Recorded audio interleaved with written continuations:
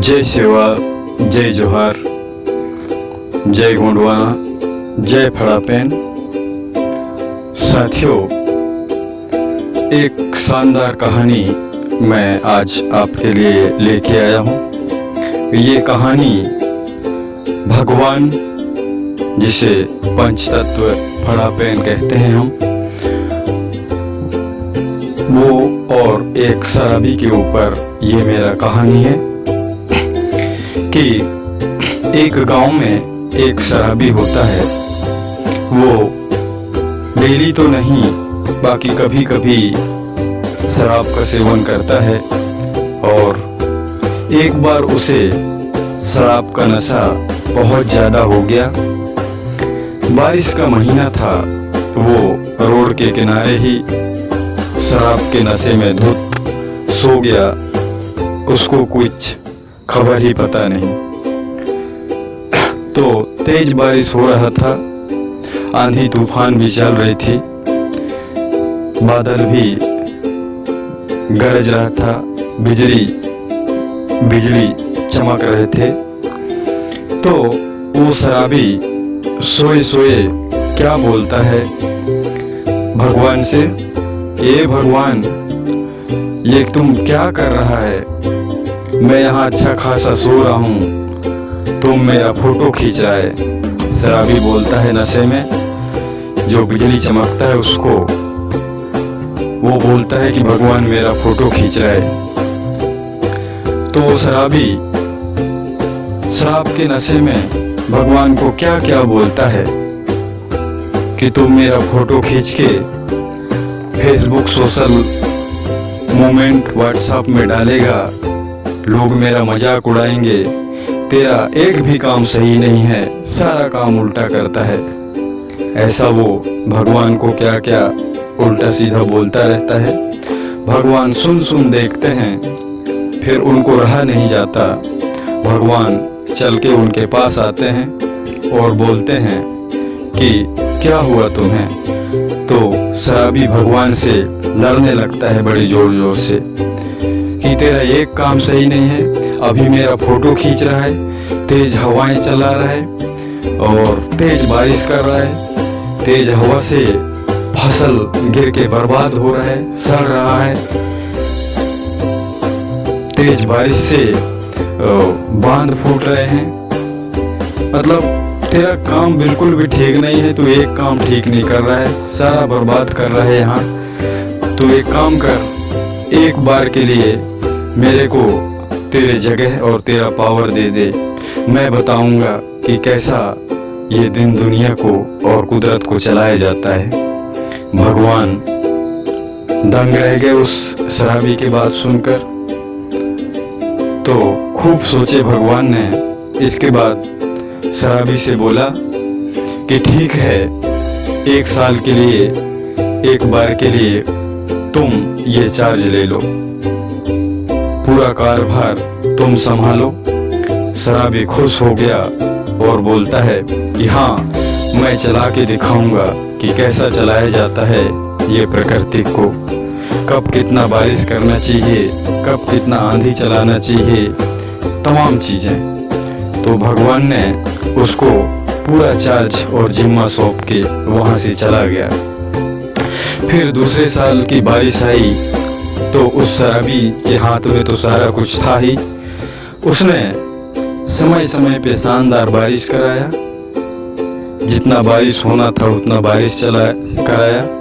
मतलब हर एक काम, जितना सर्दी पड़ना चाहिए उतना सर्दी कराया, जितना गर्मी होना चाहिए उतना गर्मी कराया। बहुत बढ़िया चला रहा था वो। उसको लगा कि मैं ये जो कर रहा हूँ ये बहुत बढ़िया है, भगवान को कुछ नहीं आता।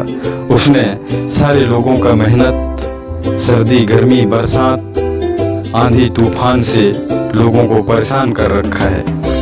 तो भगवान देखता रहा, चलो अच्छा हो रहा है, जो भी कर रहा है अच्छा कर रहा है, अब तो उसके हाथ में एक बार के लिए ये जिम्मा सौंप ही दिया हूँ। तो लोगों ने फसल लगाना शुरू किए, तमाम प्रकार के फसल अपने खेतों में, और ये शराबी समय समय पर शानदार बारिश कराया जितना ओस गिरना चाहिए, जितना धूप लगना चाहिए, फसल भी तमाम चीजें सही होने के चलते शानदार फसल आया, देखने लायक फसल आया। जब फसल को काटने का समय आया तो मक्के में मक्का भुट्टा जिसे कहते हैं हम, उसमें बीज ही नहीं। बड़ी बड़ी तो उसके वो जो फल है वो आ गए, लेकिन उसमें बीज ही नहीं। धान की बालियों में बीज ही नहीं, तमाम फसलों में बीज ही नहीं। तो शराबी परेशान हो गया कि ये क्या हो गया। फिर उसने भगवान को एक दिन बोला कि भगवान, मैं आपसे चर्चा करना चाहता हूँ, एक बार फिर से आओ। तो भगवान आया उनके सामने। तब शराबी बोले कि भगवान, मैंने तो सारा कुछ समय समय पे बहुत अच्छा किया, बहुत अच्छा फसल आया, लेकिन ये क्या हुआ कि फसल में बीज ही नहीं है। तब भगवान ने शराबी से कहता है कि तुमने इन फसलों को तेज आंधी तूफान के झकोर सहने का मौका ही कहाँ दिया। तुमने इनके तना जड़ को मजबूत होने का मौका ही कहाँ दिया। तुमने तेज धूप, तेज सर्दी, तेज बारिश को सहने का मौका ही कहाँ दिया। भला ये पेड़ और इनमें बीज कैसे आएगा। भगवान उसको बोलता है। तो शराबी अपने सिस्टमेटिक चला रहे थे वो सिस्टम से, वो भी ताजुब हो गए। तो भगवान बोला कि जो भी मैं करता हूं और कर रहा हूं, उसका मतलब ये नहीं कि मैं लोगों के लिए आपदा बन के आ रहा हूं। वो कहीं ना कहीं जीव जंतु, वनस्पति, पेड़ पौधों में एक सीख के लिए करता हूँ, एक मजबूती के लिए करता हूँ, ताकि इनका जड़, पेड़ सोचने का, समझने का, निर्णय लेने का क्षमता जो है, पावर हो, वो स्ट्रॉन्ग हो, मजबूत हो। तो दोस्तों, इस कहानी का मतलब ये है कि आज जो हमारे युवा वर्ग जो अशिक्षित है और जो शिक्षित भी है, बहुत सारा डिग्री और डिप्लोमा है उसके पास, लेकिन उसमें एक कुशल नेतृत्व, निर्णायक क्षमता, निडरता और संयमता क्यों नहीं है? क्योंकि वही उस शराबी की तरह हम बच्चों को पाल लिए। उनमें कहाँ से वो निर्णायक क्षमता, कहाँ से वो ताकत और कहाँ से उसके तन मन में एक मजबूती आएगा। तो उसके लिए दोस्तों, कि पेड़ पौधा हो, जीव जंतु हो या इंसान हो, उसको मजबूत बनाने के लिए कहीं ना कहीं आंधी तूफान, गर्मी और सर्दी झेलना तो पड़ेगा ही। और कहते हैं ना कि बिना भट्ठी में गले, बिना हथौड़ा से पिटे एक धातु अच्छा रूप नहीं ले सकता। वैसे ही हमारे लिए भी वो चीज लागू होता है कि हम बिना मेहनत किए, बिना तकलीफ झेले एक अच्छा नेतृत्व क्षमता या फिर अच्छा हुनर नहीं प्राप्त कर सकते। इसीलिए हमारे महान गुरु लिंगो बाबा ने गोटुल शिक्षा केंद्र के माध्यम से ये जो वो संस्था जो चलाया था, उसका यही वजह था दोस्तों, कि उनने बच्चों को ऐसा शिक्षा दीक्षा देते थे, सारे कुदरत का ज्ञान, आगे का जीने पलने का संस्कार वो उनमें ठूस ठूस के भर देते थे। और वही बच्चे आगे जाके किसी न किसी क्षेत्र में या फिर चहुं क्षेत्र में कुशल नेतृत्व उनमें आता था। वो चाहे शिक्षा के क्षेत्र में हो, व्यापार के क्षेत्र में हो, राजपाट के क्षेत्र में हो या फिर और भी बहुत कुछ। हर बच्चा उस गुरुकुल शिक्षा केंद्र से ठोक के, पीट के, तप के और एक प्रखर बुद्धि, प्रखर नेतृत्व, प्रखर क्षमता लेके वहां से निकलता था। तो इसका मतलब मैं ये नहीं कहूँगा कि बच्चों को मारे पीटें, उन्हें डांटें, ऐसा नहीं है इसका मतलब। लेकिन बच्चों को एक अच्छा भविष्य, अच्छा नेतृत्व क्षमता देने के लिए उनको जरूरी है कि हर चीजों से उन्हें गुजरना होगा, तभी वो बच्चा आगे जाके मजबूत हर चीज में होगा।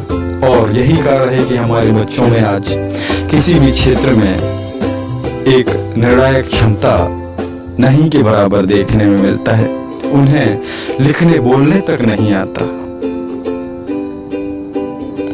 साथियों, मैं इस तरह का कहानी, गीत और कविताएं लगातार लेके आता रहता हूं, और ये मेरे विचार बस इसलिए कि कहीं ना कहीं किसी भी तरीके से, किसी भी कहानी या गीत कविताओं के माध्यम से हमारे युवाओं में एक जुनून आए, एक नेतृत्व क्षमता आए, एक कुशल शारीरिक बौद्धिक क्षमता पैदा हो।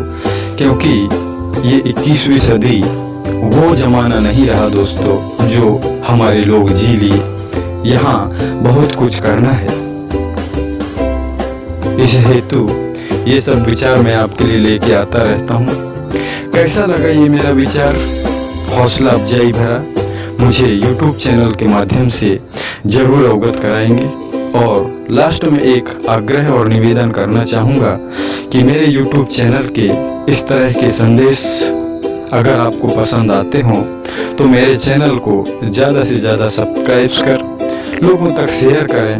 हो सके मेरा एक छोटी सी चिंगारी किसी भाई या बहन को काम आ जाए और उनमें एक समाज के प्रति नेतृत्व क्षमता, कुशलता आए।